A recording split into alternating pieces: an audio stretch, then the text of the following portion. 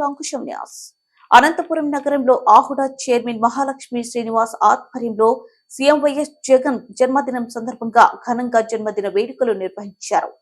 జగన్ జన్మదినం సందర్భంగా అనంతపురం నగరంలో భారీ బైక్ ర్యాలీ నిర్వహించారు. సుమారు 2000 మందితో ఈ బైక్ ర్యాలీ నగర వీధిలో సాగింది. జై జగన్ అన్న నినాదంతో నగరమంతా హోరెత్తింది. ఈ సందర్భంగా మహాలక్ష్మి శ్రీనివాస్ మాట్లాడుతూ 2019 ఎన్నికల్లో తనకు చేతిదాకా టికెట్ వచ్చి పోయిందని, సీఎం జగన్ కు అన్ని విషయాలు తెలుసని, అయినా ఎప్పుడు ఎవరికి ఏం చేయాలన్నది బాగా తెలుసని అన్నారు. మరోవైపు పొలిటికల్ ఈక్వేషన్స్ అలాగే ఎవరు గెలుస్తారు అన్న దానిపై సీఎం జగన్ అంచనా వేసి టికెట్లు ఇస్తుంటే టీడీపీకి ఎందుకంత బాధ అని ప్రశ్నించారు.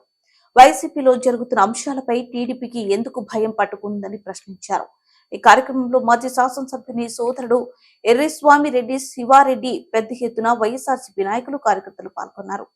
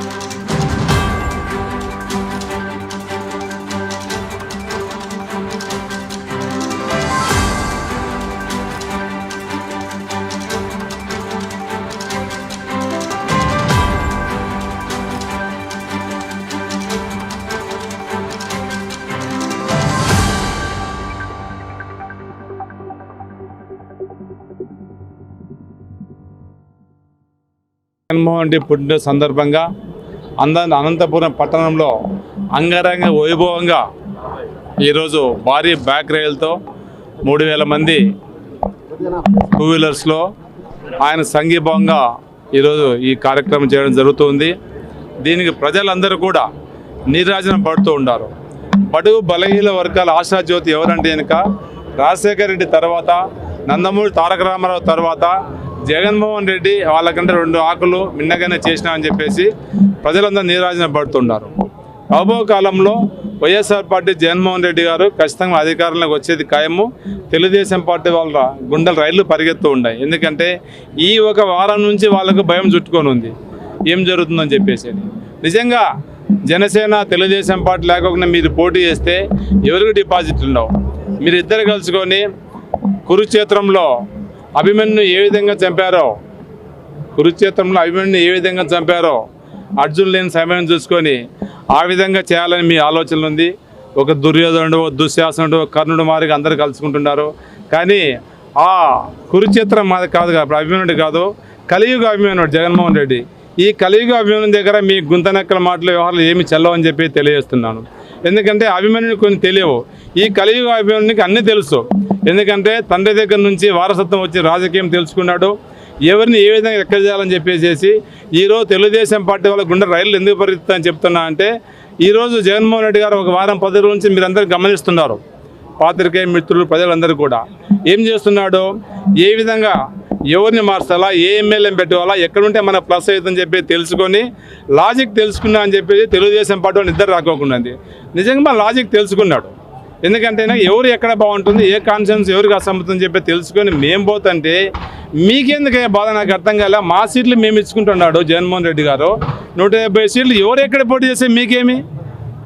సామాజిక న్యాయం అంటే ఒక ఆదిమూలపు సురేష్ని కానీ, ఒక సుచేత గారు కానీ సంబంధించి సామాజిక వర్గానికి సంబంధించి అందరినీ కూడా జగన్మోహన్ రెడ్డి గారు అన్నీ తెలుసు. అది పెద్దానికి అన్నీ తెలుసు. ఎందుకంటే జగన్మోహన్ రెడ్డి గారు ఆయన వెంట జీవితాంతం ఉండి కలిసి నడుస్తాము. ఇవన్నీ మీరు వాయిస్ రికార్డ్ ఎప్పుడైనా పెట్టుకోవచ్చు. జీవితంలో ఎప్పుడైనా కూడా పొరపాటు కూడా జరగదు. ఆయన గెలిపే ధ్యేయంగా పయనించే వాళ్ళం మేము. పార్టీకి ఎవరికి టికెట్ వచ్చినా ఏం చేసుకున్నా కూడా అందరూ కూడా కలిసి చేసుకుంటే జగన్మోహన్ రెడ్డి గారు సీఎం అవుతారు. ఇందాక వేరే ఛానల్లో చెప్పాను, బలిజలు నిజంగా జనసేన పార్టీ వెనక నడిచేవాళ్ళు. పవన్ కళ్యాణ్ గారు రాజమండ్రి సెంట్రల్ జైలు దగ్గర పోయి ఏ రోజు తెలుగుదేశం పార్టీకి ములాఖాత్ వచ్చాడో ఆ రోజు నుంచి బలిజలు ఒక డిసైడ్ అయినారు. చంద్రబాబు నాయుడు సీఎం చేయడానికి కాదా మనం బలిజల ఎన్నికలు నడవాల్సింది. చంద్రబాబు నాయుడు సీఎం చేయాలన్నప్పుడు పవన్ కళ్యాణ్కు చూసి ఆయన ఎట్లా పోతే ఎట్లా పోవడానికి కాపుల జీవితాలను భవిష్యత్తులను తాకట్టు పెట్టేస్తే ఎందుకు నడవాలి? నిజంగా పవన్ కళ్యాణ్ ఎన్నికలు నా ఎట్లా వాడు కానీ ఇంకా కాపులు ఎవరైనా కానీ పోతే ఏమవుతుంది? కుక్కతోక పట్టుకొని గోదావరి ఎన్నట్టు ఉంటుంది. ఒక బలమైన నాయకుడిని ఎంచుకోవాలి ఎవరైనా కూడా. పవన్ కళ్యాణ్ ఆ దిశగా పోలేదు. ఎంతసేపు ఉన్నాయి లోకేష్ భజన, బాలకృష్ణ భజన, చంద్రబాబు భజన చేసుకుంటూ ఉంటే ఏమవుతుంది? నువ్వు పోతే ఆయన ఇంటికాటికి వచ్చి బొక్కేసి బయట తీసుకుపోతాడు, ఆయన వస్తే మీరు తీసుకో. ఇది మీరు లీడర్స్ అనే విషయం ఎప్పుడో ప్రజలు మర్చిపోయారు. మీరు ఎందుకు షార్ట్లీ కమింగ్ ఎలక్షన్ 2024 ఉంటాయి కదా, మార్చి ఏప్రిల్ అయిపోతాయి. దాంట్లో ప్రజాభిప్రాయం తెలియజేస్తారు. వైఎస్ఆర్ పార్టీ ఖచ్చితంగా జగన్మోహన్ రెడ్డి గారు ముచ్చటగా రెండోసారి అవుతాడు.